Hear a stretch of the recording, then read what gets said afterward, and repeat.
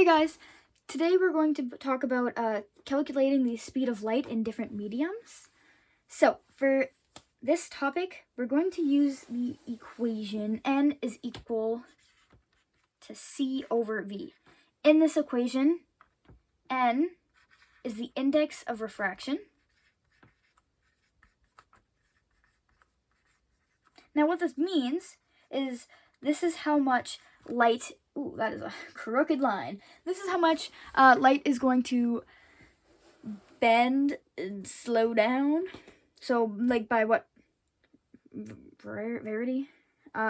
C is the speed of light constant, which means, this is actually really cool. This is the speed of light in space. So the speed of light in space is always the same.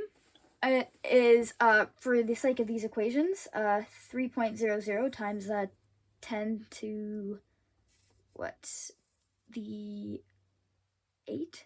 Yeah, times 10 to the 8. In real life, though, I'm pretty sure, the speed of light is 299,792,458, which is really cool. This is the fact, ooh, I shook you, sorry. This is the fact that, we can slow down the speed of light, which is pretty cool. Anyway, using these in an equation. Let's do that. Another way to write that, though, is like the pyramid. So, C, N, V. And this means that, if you want to find V, you take C divided by N. If you want to find N, it's C divided by V. And if you want to find C, it's N times V. Okay, so we're going to calculate the speed of light in glass. I was given two different ways to do this. The speed of light in glass crown. So the index of refraction, aka N, is equal to 1.52. Okay? Now we also know the speed of light because it is a constant. So the speed of light constant, the speed of light in space, or better to say without air, so the same as in a vacuum, which for the sake of calculations is 3.0000 times 10 to the power of 8. And now because of our equation, C over N is equal to V, we're going to put that over our N, 1.52. And this is going to be equal to V. Now, I've already done this in a calculator, so I would do this first and then just divide it by that. So, V is equal to 197,368,421.1. This is a pretty simple concept to get, but I'm also going to do it in the speed of light in the medium of glass, flint glass. In this case, the index of refraction is 1.65, and given the equation C for N is equal to V, the speed of light constant is 3 times 10 to the 8. We have our 3 times 10 to the 8 over 1.65, which is equal to 181,818,181, oopsies, 0.8.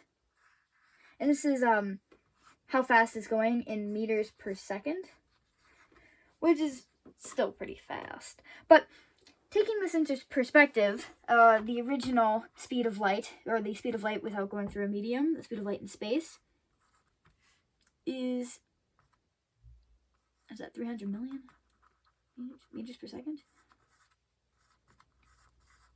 Okay, which means this is almost half of that. So sending light through flint glass speeds down the speed of light by almost half, which is pretty cool, if I do say so myself. Anyway, that is all I have for this. I could define some things for you, what happens when light enters a new medium. So this is exactly what happens. Light will slow down, and in turn, it will refract. I could show that on a diagram as well, because that is a very cool thing of me to do. me pull up my fancy schmancy ruler. Okay, so this is light coming in. Okay? Now, if light didn't change its speed, it would continue to go on at the same speed. But it does. So, in this case, light slows down, which I'm pretty sure means it goes that way. Pretty sure the closer it is to this line, the faster it goes. But this is called light refraction. So, taking a cup of water, for example, if you have water in a cup, right? And you have a straw that comes out of that cup. Look at that nice little bendy straw. Okay. Goes into the water, right? Well, a funny thing happens. It cuts. And this is because light is entering into water, which is then going at a different speed and making that cut. I can also describe this as, let's say a car is driving and this is some grass or like mud and one of the tires hits it. It's going to turn a little bit before it keeps going. It's going to cut. And that is light refraction, which I think is pretty cool and dandy. Thank y'all for watching. Rock on.